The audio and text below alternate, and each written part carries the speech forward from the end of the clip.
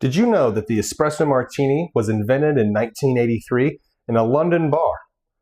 The popular story goes that a young model, and exactly who that young model was is debated, but a young model walked into a London bar and asked legendary British mixologist Dick Bradsell if she could have a cocktail that would wake her up and mess her up. Although I'll admit, I don't think she used the word mess. So, the Espresso Martini. That's what we're going to throw down today.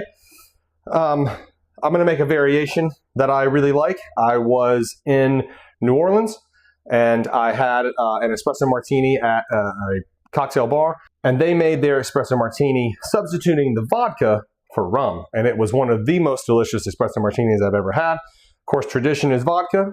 If you want to stick to tradition, you're more than welcome to do that. We're going to go for a slight variation. I'm going to start with simple syrup, which is the cheapest ingredient. And we're going to do a ½ ounce. Now, just like making a regular coffee, the amount of sugar and things that you put in is entirely up to you. If ½ ounce is too sweet, take it down. If it's not sweet enough, bring it up. Do it the way that you like to do it. That's what I always say. We are going to then add some chilled espresso. I like to do about 1.5 ounces of the espresso right in there, because that's the wake me up part. This cocktail is 2 parts. It's wake me up and it's mess me up. And if you don't have the wake me up part, then what are you doing? Right? You're just messing up. Don't mess up. The next essential ingredient is some kind of coffee liqueur. I'm using Kahlua, which is tradition for this cocktail, but you can use any kind of coffee liqueur that you really like.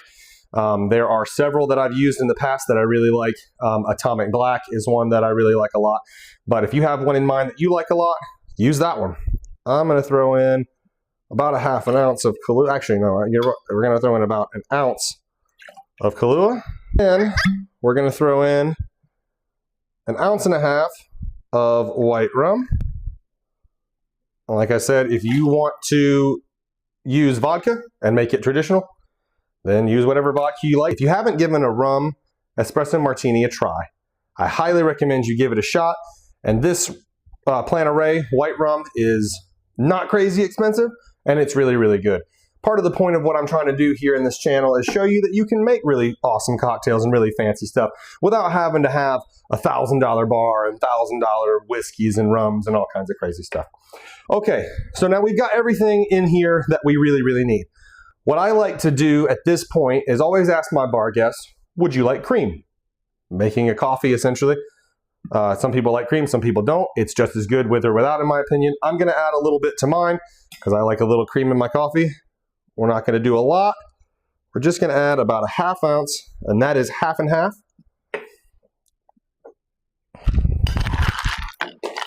Now it's time for our shaking ice. We're going to give her a shake.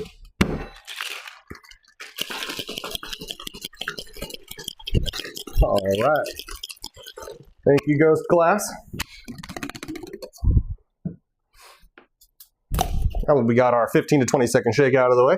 We're going to double strain it because it's an up cocktail. Most up cocktails, not all, but most up cocktails do get strained. Double strained, rather.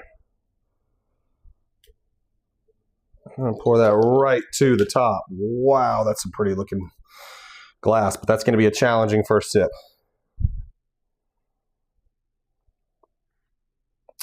If you don't use cream, your part here will be much darker, obviously, and you'll still have this thin layer of foam, but make it the way that you like it. Cream, no cream, it doesn't bother me.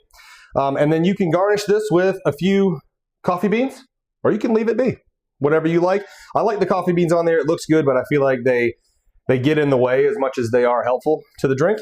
But that is sure to wake you up and mess you up. The Espresso Martini. Now you can make one and ask your friends, did you know? Yeah, Leo likes the look of this one. I do too.